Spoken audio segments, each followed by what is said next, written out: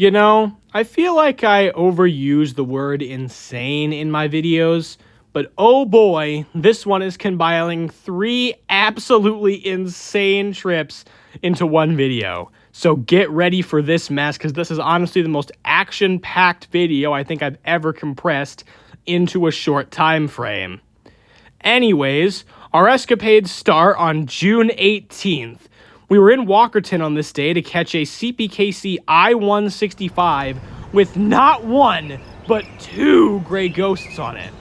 However, as soon as we got there, we saw the headlights of CSX I-115 rounding the corner, which was the train that came through directly after I-165. So I had underestimated how long it would take to get to Walkerton. Oof. And we ended up with just some boring GE junk on I-115.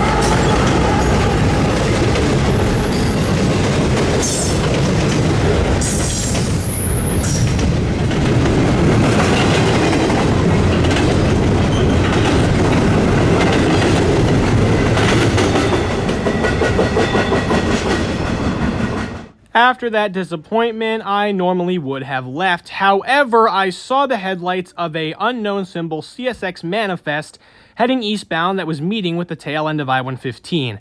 So of course I stuck around for it, and yeah, it wasn't really anything too special. It had a rebuilt CSX AC44 on the front, which had somewhat of a nice horn, but overall it was just more GE junk.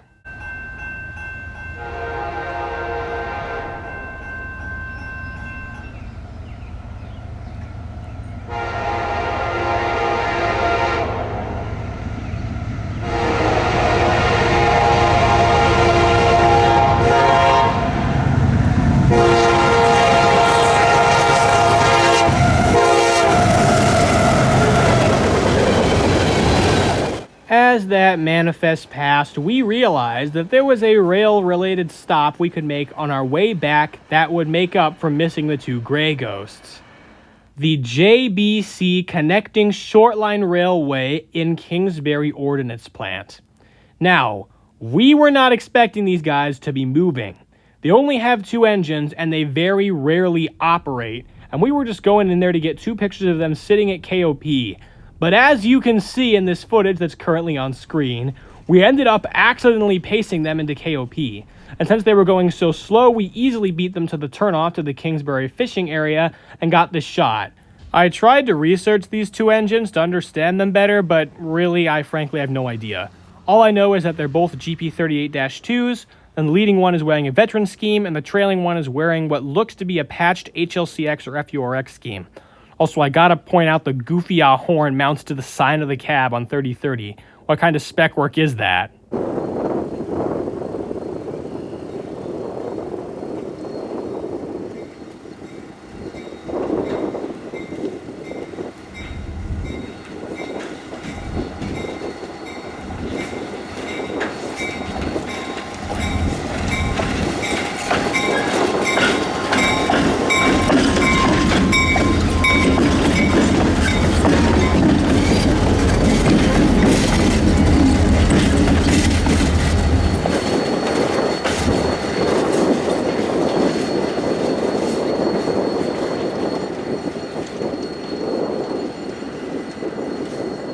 As the two engines continued down towards the factories at KOP, I jumped into the back seat of the car to film some pseudo-pacing footage, like I was doing earlier, except this time not through the front windshield.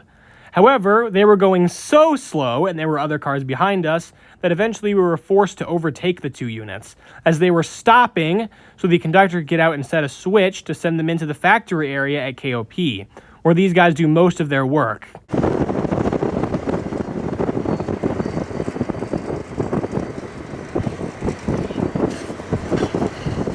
And on the way out, we got to appreciate some of the MAU equipment that's currently being used to actually build an extension to JBC.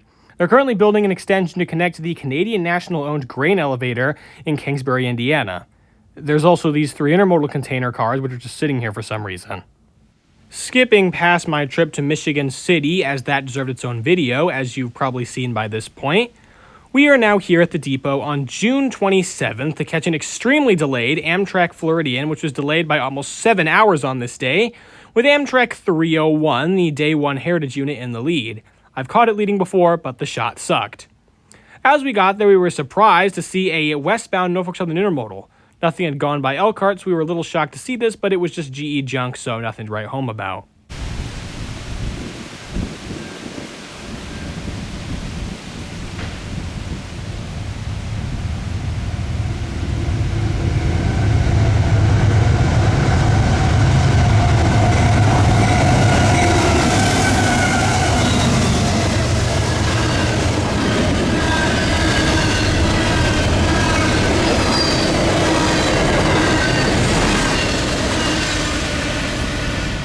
Then one of my friends, the LaPorte Rail fan, arrived, and after that it wasn't too long until 301 also did, leading the Amtrak Floridian with a Phase 5 P4271 trailing second. Notice the burnt out ditch light on 301, they should probably fix that. Also, we got a horn salute, which is awesome because this line's a quiet zone. Amtrak always has the best engineers.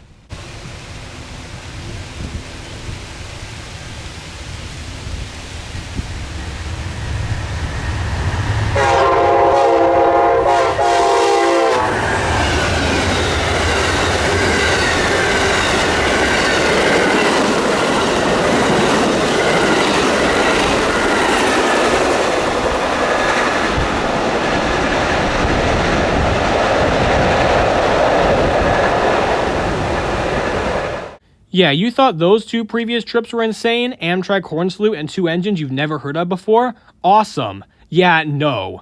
On June 29th, things were really heating up. We were driving into Walkerton on this day just to do some pacing, and there was a manifest just sitting in front of our normal spot.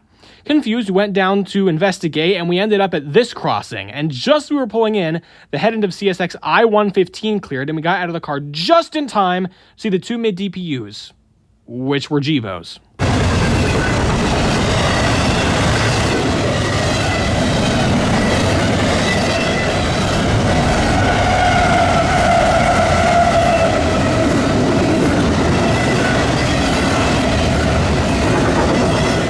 As I-115's tail end cleared, we realized that we were now ahead of the manifest, and I looked down the tracks to see the front of an SD70 Mac. Oh boy. This is going to be the prize catch of the day since, it's an EMD. However, in a few minutes after we got there, waiting for the Mac to leave, a family on a go-kart appeared, and with them was the engineer of the train. The reason it had stopped was because of a bad order car with an axle that had seized up. And so the train had to stop and set it out. The engineer had to walk all the way down to where the bad order car was, and since it was so hot, he ended up almost getting heat stroke. The family on the golf cart noticed him and quickly took him to the hospital, where he spent about an hour cooling down before they offered to take him back to his train. So they just drove down the side of the right-of-way here. Once the engineer was back in his Mac, there was the least intense race of all time, as the solo Mac very slowly accelerated its manifest, as the family in the go-kart very slowly made their way back to the road. And as the Mac got closer, we realized that 1, it was one of the rare CSX YN3B rebuilt Macs, and 2, it had a K5LA horn, one of my favorites. So I'm going to shush now so you can hear the glorious horn as it passes the crossing.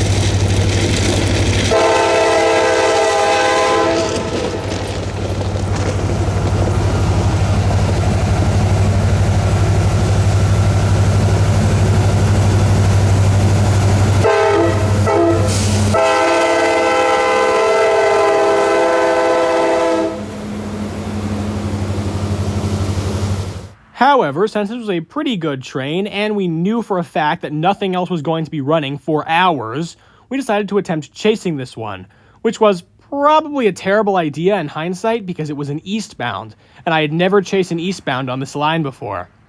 The first spot we made it to was this bridge. We wanted to film it from the other side where it was less blocked and not backlit, however there was no place to park, so we scuttled to this spot on this side, which had a small pull-off next to a farmer's field, and we just got the camera out in time before the Mack started blasting its horn and going over the bridge.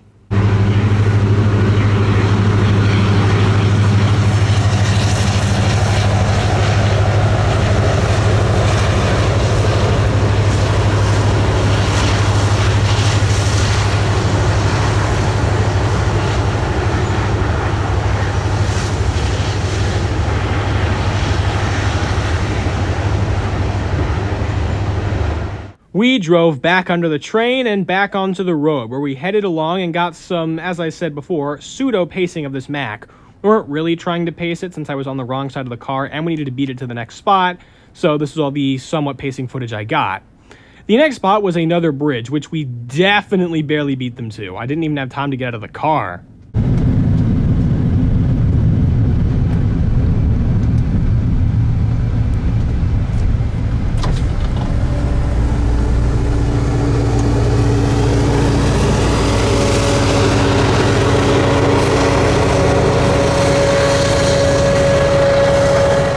And after that, we once again barely beat them to our last spot, which was a playground next to a church in the absolute middle of nowhere. And we got another nice horn show as it passed this crossing as well.